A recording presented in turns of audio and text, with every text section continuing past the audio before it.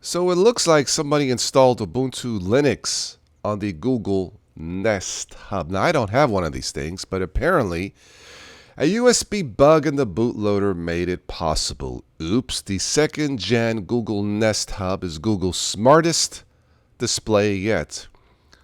Well, it can't be that smart. It got hacked. Haha. Offering sleep tracking, passable performance, assisted intelligence. Anyway, this is from the AndroidPolice.com, by the way. So let's see here. A person exploited a USB bug in the bootloader of the second gen Nest Hub to break secure boot and run Ubuntu on the smart display.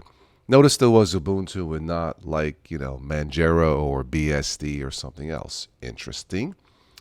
Cool. I don't have one of these things. Probably won't get one. But if you have one of these things and want to run Ubuntu, apparently now you can before that bug gets patched or hatched. Anyway, check it out. Let me know what you guys think.